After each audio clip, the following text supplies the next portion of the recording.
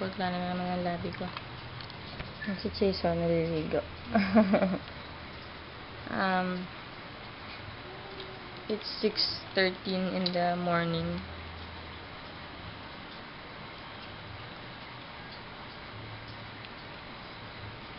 Ano ba yun mo?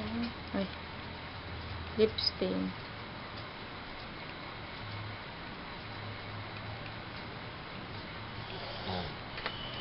Tapos ka na? Ayun yung towel mo, ah. Ayun, sa box. Tapos nang maligo si Chase, ako nagluluto ako ng, breakfast ni Chase. Nagawa ko siya ng sandwich for breakfast.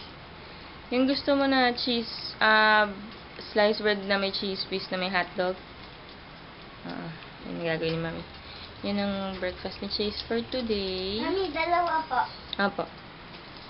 Tapos, Isa po. anong gusto mo? Iced tea, orange juice, o water, o milk? Ice. Iced tea, okay. Sige na, baby. Magbihis ka na. Kumuha ka ng brief na doon sa kama. Ito yung breakfast namin ni Chase. Sandwich. Cheese hotdog sandwich. Cheese whiz na may hotdog. Tapos, egg. So, ito, gusto niya daw hotdog lang yung isa.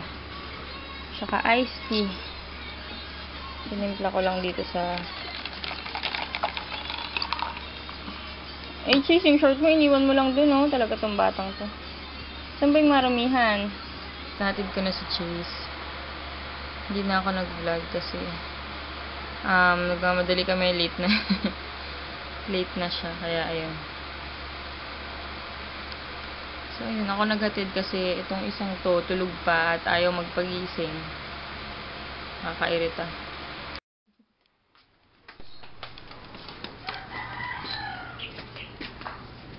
Saan ka punta?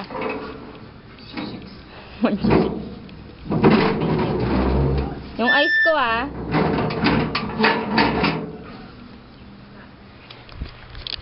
Manchichicks daw siya. Good luck. Good luck sa akin. Nanonood ako ng vlogs, wala akong magawa, tapos na ang aking gawain.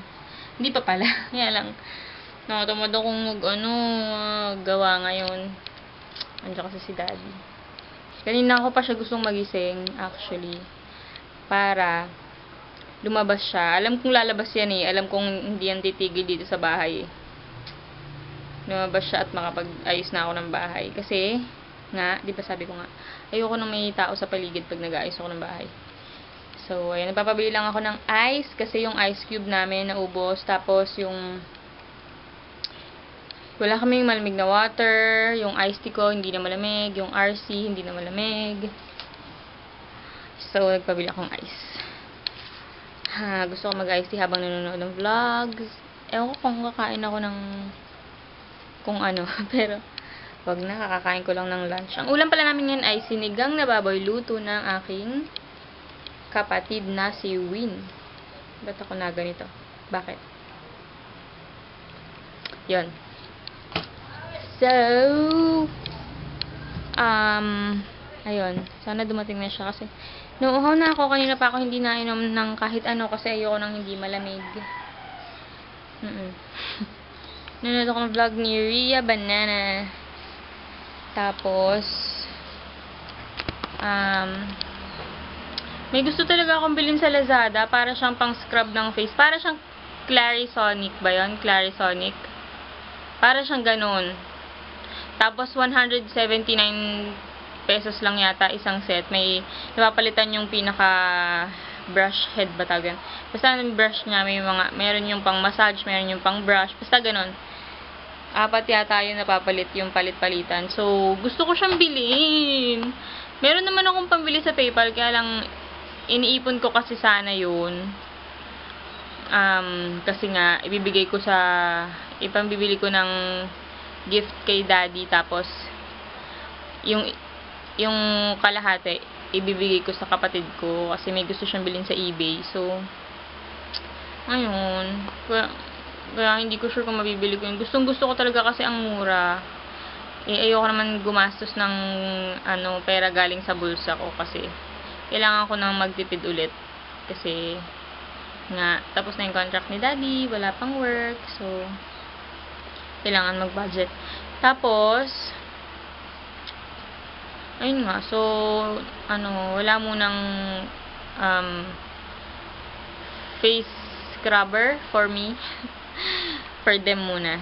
Sayang lang, kasi baka pag meron na ako finally na, pag nadagdagan na yung naipon ko sa PayPal, ng extra na pambili ko noon, baka hindi na siya naka-sale. Kasi original price niya yata 400 o 500. Tapos 179 na lang, 'di ba? Ang laki ng binaba ng price. So, sayang lang yung opportunity, pero wala kailangan kong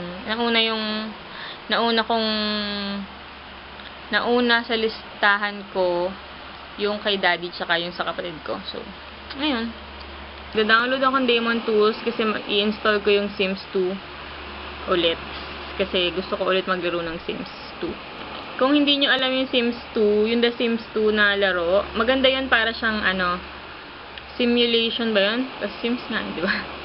Yung kukontrolin mo yung tao, gagawa ka ng character mo, pwedeng yung buong pamilya mo, gawan mo ng character, tapos titira kayo sa bahay, pwede ka rin maggawa ng sarili mong bahay, gagawin mo yung, i-design mo yung sarili mong bahay, ikaw mismo magagawa from scratch, tsaka yung character mo from scratch. Tapos, ayun, kukontrolin mo lang sila. Pwede kang mag-business, pwede kang mag-adopt ng pet, pwede kang mag-vacation, basta maganda. Yung pinakagusto ko dong part yung paggawa ng bahay kasi parang, ang lagi ko dun ginagawa ko talaga yung dream house ko. So, parang yung dream house ko, nakikita ko siya, parang na-visualize ko siya, imbis na na-imagine ko lang siya sa utak ko, nakikita ko talaga siya sa computer. Yung parang nakikita ko talaga yung itsura niya, hindi lang sa utak ko, kundi merong soft copy sa computer. Di ba? Ang saya. Ito yung pinaka all-time favorite ko na laro sa buong buhay ko talaga. Second na lang yung Red Alert tsaka Counter-Strike. Hindi na ako nakapag-vlog kanina, maghapon. Kaya ngayon na lang. Sabi, kain kaming bread pan at citrin saka iced tea.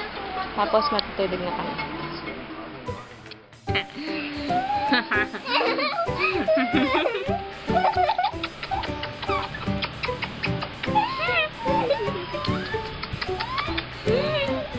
Gini-gini.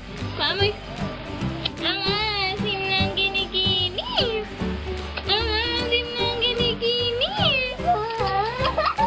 Pwedeng sausawan ng ulam natin na isda.